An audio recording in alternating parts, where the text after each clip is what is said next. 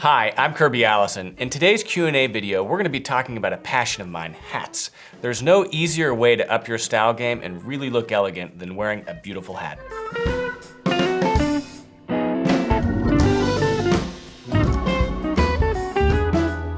I'm Kirby Allison, and we love to help the well-dressed acquire and care for their wardrobes. Thank you for all your comments and questions that you guys have posted on our YouTube channel. After reading them all and answering as many as possible, I've selected 5 that we're going to feature in today's Q&A video. Each of these individuals I have selected will receive a complimentary pair of our Wellington shoelaces as a token of our appreciation for their participation in our channel. Remember, if you have any questions or comments while you're watching one of our videos, please ask them in the comment section below. I try to get back to as many of these questions as possible. If you enjoyed this video or are interested in any of the products we discussed, please visit our website, hangerproject.com, where we have collected and curated the finest assortment of products for the well-dressed available anywhere in the world today. Our first question today is from Zukatron, and it is on our when you should use a pressing cloth video, and it reads, also useful when ironing the brim of a wool or fur felt hat. Not many people will have the cost to do so.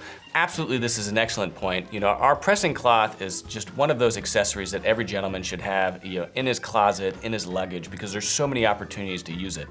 The second accessory that almost is just as useful is a natural bristled garment brush. One of the things that's very special about our garment brush is the fact that it's double pinned. On one side we have a stiffer hair, but on the other side what's very special is this offset pinned, very soft bristle that is really good for cashmere. Now, one of the things that this garment brush is also good for is brushing your felt hat. Now, felt, of course, is going to accumulate dust in your closet just like any of your garments will. And this natural bristled brush with its very soft cashmere pig bristle is great in lieu of a hat brush. So it actually makes for an excellent hat brush. As long as your garment brush is clean, there's no reason that you shouldn't be able to use it to clean any of the dust that's accumulated on your felt hat. Felt hats are incredibly durable. I really can't imagine very many instances where you'd use a pressing cloth to press the brim of the hat. Normally that's something I'd take my hat back to the hatter for. All of these hats are from my friend Graham Thompson at Optimo Hats in Chicago, who's arguably probably the best hatter in America right now, if not the world. He has a beautiful factory, an old converted firehouse from 1920, where he has all his factory equipment in there. And the beautiful thing about a felt hat is that you can always send it back to the hat maker to be refurbished. They can reblock it, they can re-steam it, they can change a lot of the characteristics of the hat. And so any type of ironing or anything that's a really more of a change to the structural element of the hat, I would always just send back to the hatter. Another beautiful thing about a high quality felt hat like the ones from Optimo is that they really get better with time. The more you wear them, the softer they get, the more kind of patina you get to the coloration. And so by taking your hat back to the hatter, you can have the ribbon change, you can have a feather put in, you can really change a lot of the characteristics of the hat to give it a totally new life. So, every few years, it's nice to have your hat serviced. You can send it back to a place like Optimo, and not only can you have it just repaired and renewed and kind of reshaped, but you really can change, in a lot of ways, the look of the hat itself. And even if the lining gets soiled, you can easily replace that. If you lose a little bit of weight, you can have them put a spacer in the band, or if you gain a little bit of weight, you can even have them stretch the hat a little bit. So there's a lot of things you can do with a nice felt hat. It's really an investment piece that, as long as you don't lose it, you could keep for the rest of your life. Our second question today is from Dylan Hoon, and it reads, do you think that hats are obsolete this day and age? So hats are certainly no longer ubiquitous, but they certainly aren't obsolete. Just like a nice overcoat or black tie, hats are worn less frequently today than they were 50, 60 years ago, but they still have their time and place. And so I think that the biggest differentiation today is whether or not you live in a city where you're spending a lot of time walking. I just returned from Washington, D.C. It's January, it was quite cold outside. I had my overcoat on. I couldn't have imagined being outside without my felt hat because, hats really do make a big difference in keeping you warm. I mean, not only do they look fantastic, I've never worn my felt hat without being complimented frequently, especially in a place like DC where 50, 60 years ago, every man was wearing a hat. It was surprising to find myself as the only one wearing one, but certainly everyone that saw it paid me many compliments. Take for example that whenever I'm in Dallas, I really don't wear my fedora all that often because I'm either inside where we've got central heating or I'm in my car and I'm just not spending much time outside. But if I'm in a place like London, Paris, DC, or New York, I always take my fedora with me because I know that I'm going to be spending a lot of time outside, and not only does my hat look great and do I receive a lot of compliments for it, but it's also very practical in terms of keeping me warm. So to answer your question, hats are by no means obsolete, but they certainly aren't common either. And for that reason, whenever you wear one, you're always noticed and it's quite special. So I recommend that every stylish gentleman have a hat or two, and especially someone that travels a lot to a place where you walk outside in the wintertime. Absolutely, wear a hat, you'll love it. So our third question today is from John Jennings, and it reads, please do a video on hat styles and hat care, so thank you for the recommendation. We'd love to, I love hats, and we actually plan on doing some great videos with Graham Thompson at Optimo Hats, hopefully getting into his factory sometime soon. And you say that I have a friend using Saphir Supernova to waterproof a wool hat, so you really raise a great point, and it's important to point out that a quality hat should be made of felt or beaver felt, not rabbit felt. And so there's a big difference there because rabbit can become definitely waterlogged, but a proper hat made from beaver felt is water repellent and can be worn out in the rain or the snow, and as long as you allow it to dry naturally and don't place it next to a heat source, is completely safe to wear outside and to get wet.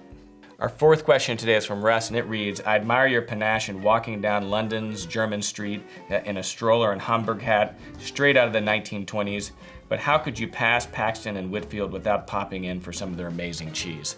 So Russ, it seems like you're a man of my heart. You know London well, and it's one of the things that I love about London. Jermyn Street, St. James Street, are all of these old world merchants that really specialize in purveying the finest of what's available. And so whether or not it's the shoemakers on Jermyn Streets, or Wilton's, which is right across from the cheese shop, or Berry Brothers and Rudd, right at the end of St. James Street, you know, there's so many stores to really indulge one's senses and pleasures and interests, and it's absolutely one of the things I love about London. So our last question today is on our black tie dress code, which is a great video. If you haven't seen that, check it out. It's one of the older ones on the channel. And it's from Adam Pickard, and it reads, what about a hat? Is it ever appropriate for a formal event, something like a paperboy hat? So great question, Adam. Absolutely, if you're going to a black tie event and it's cold outside, a Homburg hat would absolutely be a great addition. I wouldn't really wear a bowler or a fedora. A Homburg would be the most appropriate.